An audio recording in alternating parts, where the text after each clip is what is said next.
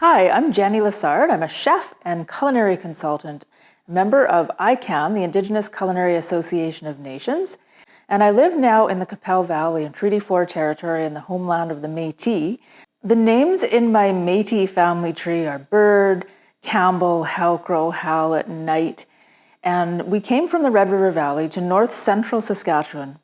But I can't imagine that they wouldn't have traveled northwest based on the bounty and the culture and the trade in northwest Saskatchewan.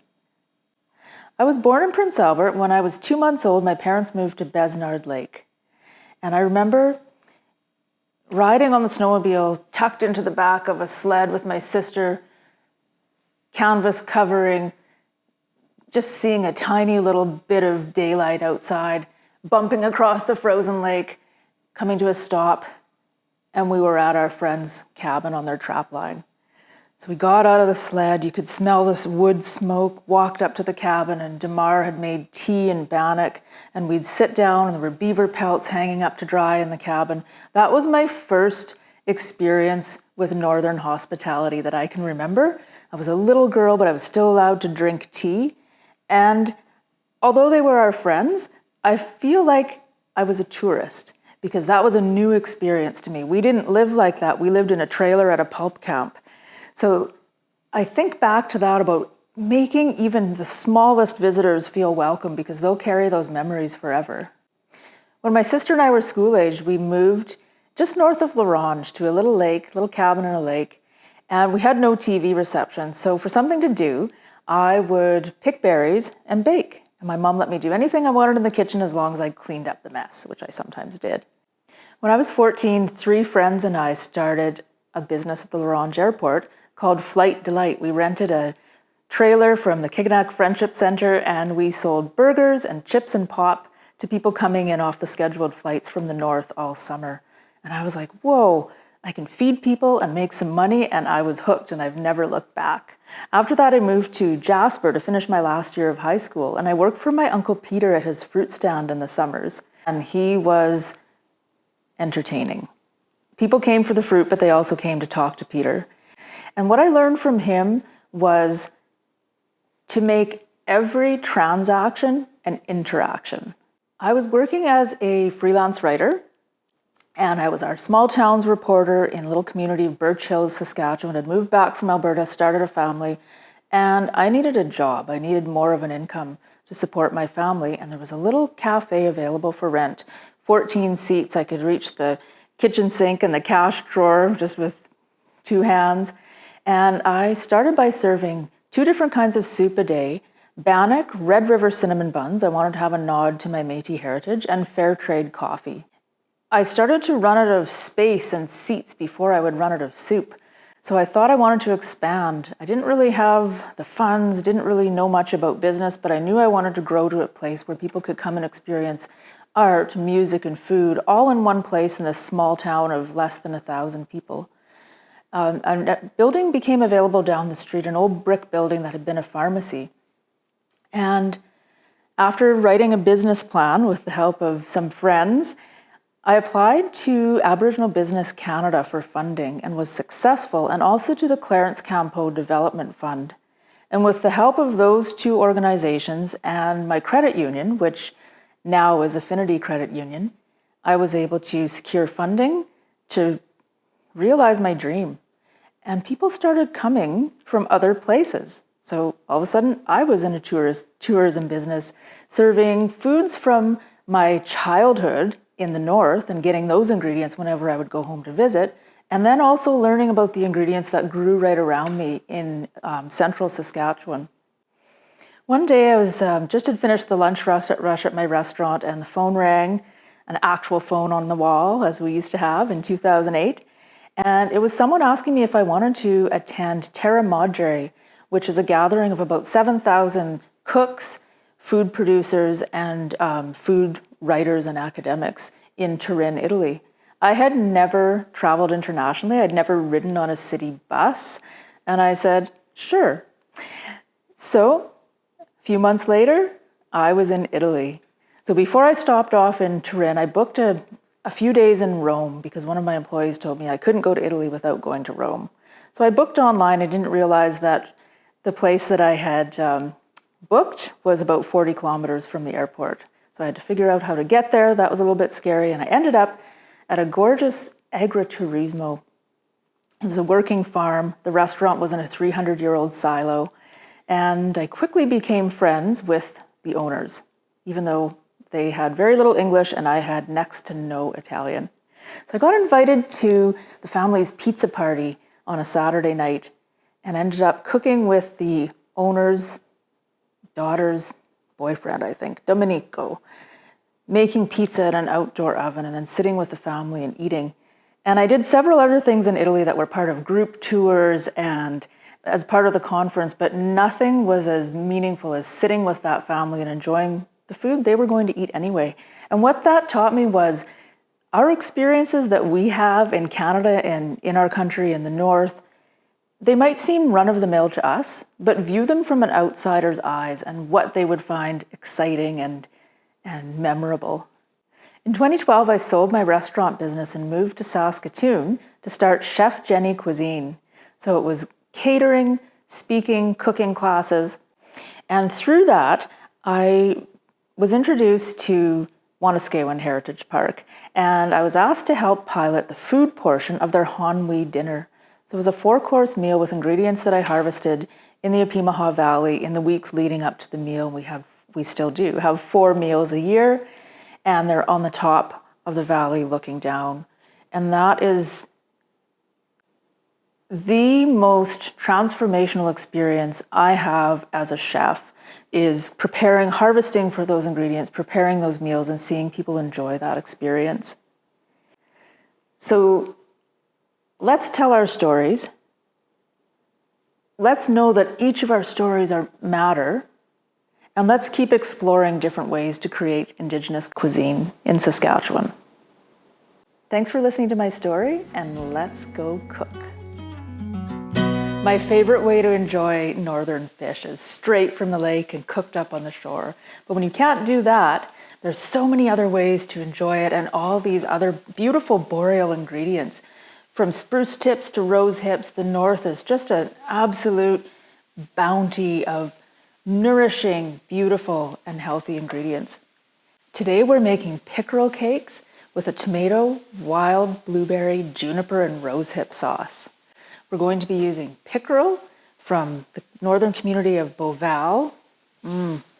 It's cooked and flaked, and it was really, really free of bones. The filleter did an amazing job, and I just went through it again and made sure that there were no stray bones because it's going to be in a cake. You won't be looking for them, you'll just be eating it with the fork.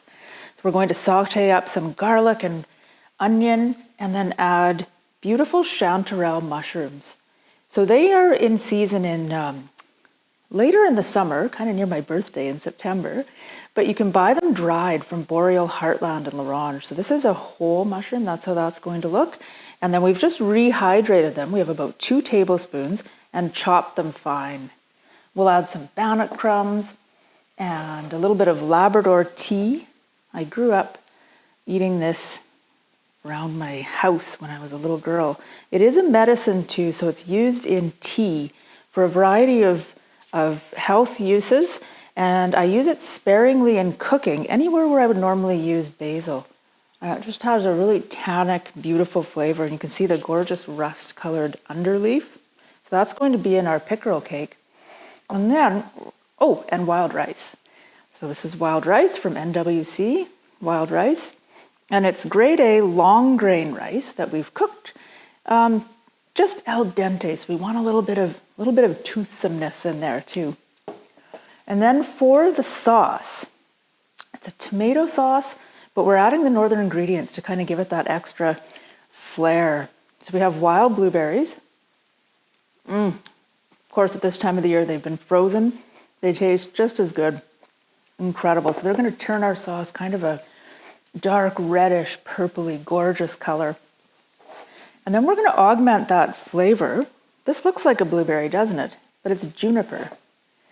So juniper, you might be familiar with it. It's the flavoring in gin, but it has so many other amazing healthful uses. There's a seed inside, and we don't want to eat that. So when it comes time to make our tomato sauce, I'm just going to peel away a little bit of this. And it's sweet, it's tangy, it tastes like a tree. Now this, I harvested these Rosehips just a couple weeks ago and kept them frozen. So they're actually sweeter after they've been frozen. So when you have wild roses, they go to seed. That's what you get, is this lovely rosehip. And I've expressed those, cooked them down with a little bit of water. This is what I call my 8-hour sauce because it takes a while to make this, but it's worth it. If you don't have rosehips, you can use tomato paste, but this is rosehip paste. So it takes 1 cup of rosehips to make 1 tablespoon of rosehip paste. Super high in vitamin C. And it tastes like a combination of just a hint of roses, tomato, and apple is what I feel like it tastes like. So for the full instructions on how to make the rosehip paste, there's a recipe over at nwcwildrice.ca. So here we have our gorgeous ingredients. Follow me to the kitchen and we'll get cooking.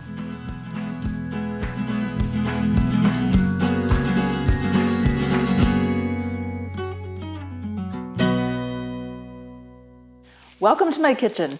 We're going to get started with the tomato, wild blueberry, juniper, rosehip sauce, say that 12 times fast, because it needs to simmer and kind of meld all its flavors. And once we have that going, we'll kind of put it on the back burner, literally, and get to our pickerel cakes. So I've started sauteing some celery, garlic, and onion, just till it's nice and crispy. And then we're going to add in the juniper that we talked about earlier. Every time I work with local ingredients, I just feel such gratitude for the people that harvested them and that have passed down the knowledge of how to use them. When I harvest, I always stop and give a prayer of thanks and lay down tobacco for the plant nation or the berry nation that I'm going to be using in the dish. And I appreciate it when the harvesters that I purchase from do that as well. I really think it makes a difference in our food and our diet. So we have about 4 berries. We're going to do 1 more. It's just going to give us, you really don't need a lot to flavor a dish. It's super, super flavorful and fragrant. Okay, 1 more. Juniper, juniper, juniper our sauce up. And then I love blueberries and ginger. Ginger definitely doesn't grow in the Northwest, but we love it, so we're going to make an exception and just add some of that to our tomato sauce. Saute a little bit more.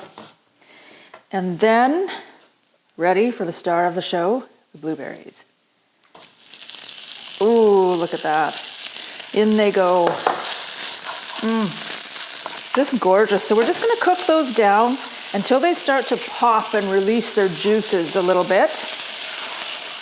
Isn't that a gorgeous color though, with the celery and the blueberries? Look how it's coloring the onions. I love that.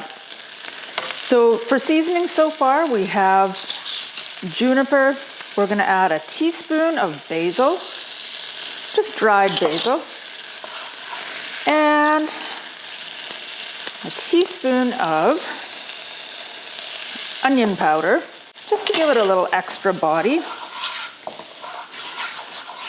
Incorporate that in. And I have 28 ounces of chopped tomato.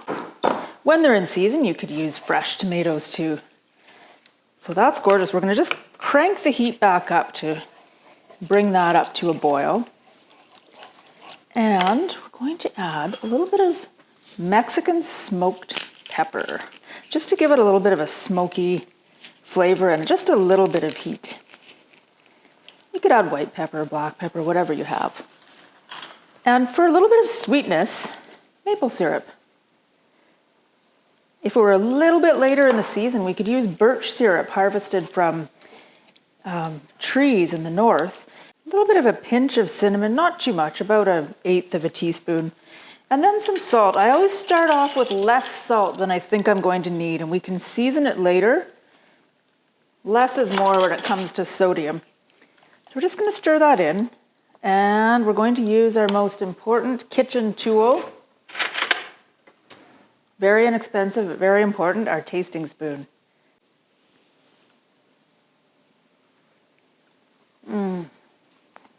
I think that's about right. Once it simmers and cooks down, all those flavors will meld.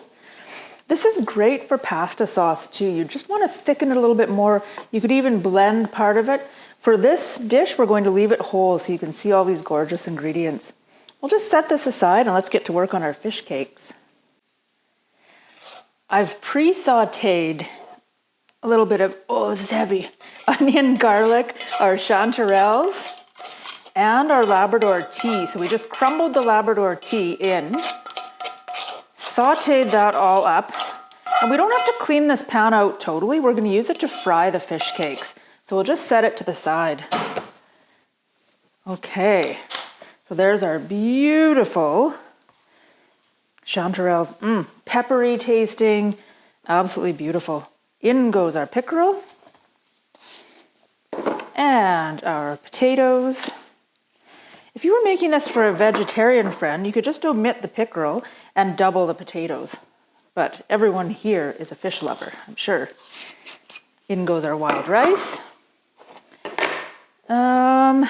You can use an egg or the equivalent amount of mayo. I used mayo because I was fresh out of eggs. Just a little bit of pepper, or a 1/4 teaspoon, and a teaspoon of salt. Maybe a touch more. And that is it. We're just gonna get in there, incorporate all our ingredients. Really, it takes no time at all. And because we're using sauteed onion, not raw onion, you could do this ahead of time. For appetizer-sized fish cakes, you use about 1/4 cup. For a meal size, you could use about 3 times that many and just give everyone 1 cake.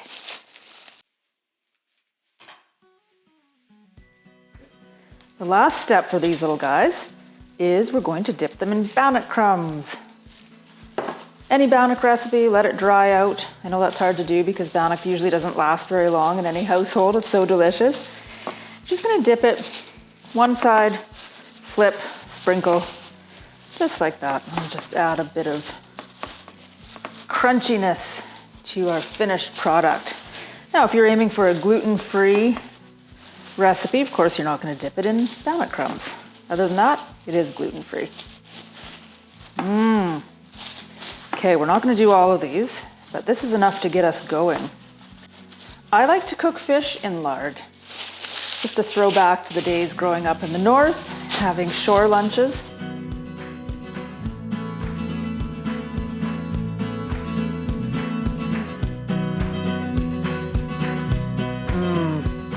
It'd be so nice. You don't want to overcrowd your pan, maybe like 6 to 9 at one time. And you want them nice and brown on each side. So we're gonna get those going. I think I need just a little bit more lard here, so that'll melt. And then I'll put my final guy in. Move that around, maybe we'll turn the heat up a little bit. It smells so good already. About 3 minutes on each side. You can do these in the oven too. You'd want to prepare a pan with parchment paper, a little bit of oil or lard on top, and then you'd have to take them out at the midpoint and flip them so they're brown on each side. So let's come back to these in a minute and see how they cooked up.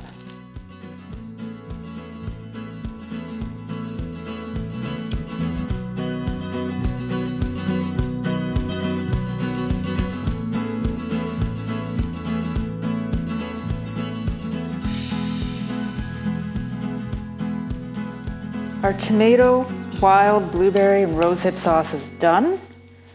We're going to make a little pile followed by a swoosh. Are you with me? Let's do this. Whew. Well, that turned into more of a squish than a smoosh, but. And then we'll just lay down a few of our pickerel cakes. I know I want 3. 1 isn't going to be enough. 2. Put a little bit more of our berry sauce down. Which is their best looking cake. Here we go. There we are. So we have wild blueberry, tomato, rosehip sauce, a bit of juniper, and and pickerel chanterelle wild rice cakes.